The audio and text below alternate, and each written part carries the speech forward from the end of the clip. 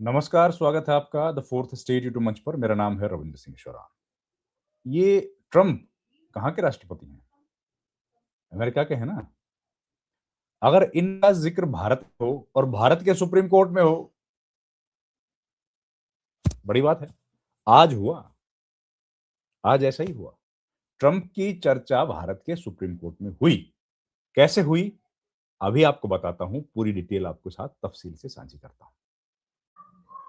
पहले ये गुज़ारिश, हमारे चैनल को प्लीज़ जॉइन कीजिए जिससे हमें आर्थिक मदद मिले। आपकी छोटी-सी आर्थिक सहायता हमारे लिए बड़ा वित्तीय सहयोग होगा। अब ये खबर आई है। खबर क्या है देखिए, ये पहले इनको पहचानिए कौन है। मुझे लगता है इनको आप ज़रूर जानते होंगे। इनको कभी देखा है क्या? बताइए, इनको कभी देखा है? जानते हैं ना? ये हैं ट्रम्प। और भारत में ट्रम्प का चुनाव आयोग से क्या लेना-देना है? कोई लेना-देना हो सकता है क्या? लगता तो नहीं है। ये भी ट्रम्प है, दोनों ट्रम्प हैं। कई सारी फ़ोटोज़ हैं ट्रम्प की। पर हम लोग बात कर रहे हैं सुप्रीम कोर्ट के मामले को लेकर। मामला चला सुप्रीम कोर्ट में और उसमें ट्रम्प का ज़िक्र हुआ। ये याचिकाकर्ताओं की तरफ से किया गया। एसआईआर की हियरिंग चल रही है, याद कीजिए आप। और रोज़ हो रही है हियरिंग। अब अगली बार होगी, अगले सप्ताह। तो ये देखिए सुप्रीम कोर्ट के अंदर हियरिंग हुई और ट्रम्प का ज़िक्र आया। क्या कहानी थी पूरी बताता हूँ। हुआ ये कि चुनाव आयोग की दलील के दौरान अमेरिका के राष्ट्रपति डोनाल्ड ट्रम्प के हाल में उन्होंने जो बयान दिए, उनके संदर्भ सामने आए। आयोग के वकील ने कोर्ट में बताया कि अमेरिका में ट्रम्प ने खुले तौर पर ऐसे बयान दिए हैं जिसमें उन्होंने ग्रीनलैंड जैसे विदेशी इलाकों को लेकर आक्रामक टिप्पणियां की और अंतर्राष्ट्रीय कानून की सीमाओं पर बहस छेड़ी। आयोग का तर्क था कि जब अमेरिका जैसे विकसित देश में भी कार्यपालिका के आचरण और ड्यू प्रोसेस को लेकर इतनी असहमति है और यहाँ वहां के उदाहरणों को भारत और संवैधानिक व्यवस्था पर थोपना उचित नहीं होगा। तो ये आज क्या हुआ अचानक। याचिकाकर्ताओं ने कहा कि बिहार में वोटर लिस्ट संशोधन प्रक्रिया के दौरान लाखों लोगों के नाम मनमाने ढंग से हटाए जा सकते हैं। इस संदर्भ में अमेरिका समेत अन्य देशों के न्यायिक उदाहरणों का हवाला देते हुए ड्यू प्रोसेस पर बात रखी गई। याचिकाकर्ताओं ने तर्क दिया कि भाई ड्यू प्रोसेस को फॉलो किया जाना चाहिए। आयोग के वकील ने कहा कि विदेशों के मामले, खासकर अमेरिका के उदाहरण को भारत में लागू नहीं कर सकते, वहां की परिस्थितियां अलग हैं। अमेरिका में तो खुद ही ड्यू प्रोसेस की परिभाषा विवादों में घिरी रहती है। ये चुनाव आयोग की तरफ से कहा गया। तो आज कुल मिलाकर के जो न्यायिक अमेरिका के न्यायिक प्रोसेस और राष्ट्रपति डोनाल्ड ट्रंप भी सुप्रीम कोर्ट में एसआईआर की हियरिंग के दौरान चर्चा का विषय बन गए। मामला राजनीति से अंतर्राष्ट्रीय संदर्भ में चला गया। सुनवाई के दौरान शुरुआत में चर्चा भले ही बिहार की वोटर लिस्ट के संशोधन प्रक्रिया को लेकर हुई, लेकिन बाद में यह मामला बातचीत करते करते ड्यू प्रोसेस दुनिया भर और फिर पहुंच गया भैया कहां, ट्रंप साहब के जिक्र पर। तो ये हुआ। तो आप जानते हैं कि सुप्रीम कोर्ट में हियरिंग हो रही है। चुनाव आयोग ने साफ किया कि भारत में चुनाव प्रक्रिया पूरी तरह संविधान और कानून के तहत संचालित है। अनुच्छेद 324 भारत के संविधान का जो अनुच्छेद है और जन प्रतिनिधित्व अधिनियम के तहत आयोग की मतदाता सूची की शुद्धता सुनिश्चित करने का अधिकार और जिम्मेदारी चुनाव आयोग को मिली है। इसका उद्देश्य मृत जो चुनाव आयोग ने बताया कि हमारा उद्देश्य मृत, स्थानांतरित जो चले गए हैं, 2 बार किसी का नाम है, उनको हटाने का है इस एसआईआर का। तो सुनवाई के दौरान कोर्ट ने पूछा कि भाई आयोग की प्रक्रिया नागरिकता तय करने की सीमा में घुस रही है, प्रवेश कर रही है। अदालत ने कहा कि संविधान नागरिकों को अंतर राजकीय राज्यीय मतलब आवागमन और बसने का अधिकार देता है।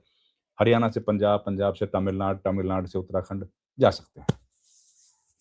तो वो उसका अधिकार देता है और इसको हम लोग अवैध माइग्रेशन तो नहीं कह सकते हैं। कोर्ट ने यह भी बताया कि नागरिकता से जुड़े सवाल विधायी ढांचे के अंतर्गत आते हैं, न कि केवल चुनाव आयोग के अधिकार क्षेत्र।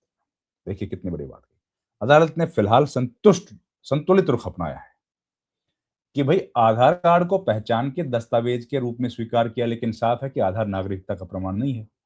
ये भी कहा कि किसी भी मतदाता का नाम हटाने से पहले प्राकृतिक न्याय का पालन करना पड़ेगा। अब सुप्रीम कोर्ट का अंतिम फैसला न केवल बिहार बल्कि पूरे देश के भविष्य की वोटर लिस्ट संशोधन प्रक्रिया के लिए एक महत्वपूर्ण मील का पत्थर साबित होगा। अब मामला टल गया है, 28 जनवरी तक अगले सप्ताह इस पर सुनवाई। तो सुप्रीम कोर्ट के भीतर ये बड़ा अजीब-गरीब मामला चल रहा है। अजीब-गरीब तो क्या कहें, मतलब लेकिन रोज़ नई-नई चीज़ें देखने को मिल रही हैं हमको। तो हुआ क्या था, कल की जो सुनवाई हुई थी, परसों भी सुनवाई हुई थी, तो उसमें सुप्रीम कोर्ट ने कहा था कि याचिकाओं की जो सुनवाई करते सुप्रीम कोर्ट ने चुनाव आयोग से कई सवाल पूछे थे। कोर्ट ने स्पष्ट किया कि जो रिप्रेजेंटेटिव्स ऑफ पीपल एक्ट है, उसमें असमित और बिना नियंत्रण की शक्तियाँ नहीं दी जा सकती। कोर्ट ने कहा, जिस तरीके से आयोग उचित समझे, उसका अर्थ ये नहीं कि आप प्रक्रिया, संविधान और जो नेचुरल जस्टिस है, उसके सिद्धांतों का उल्लंघन करेंगे। जिस 2 जज जो हैं, chief justice of India Suryakant और जस्टिस जयमाला बागची की खंडपीठ इस मामले की सुनवाई कर रही है। राकेश द्विवेदी मंडे से बीते मंडे से अपनी दलीलें रख रहे हैं।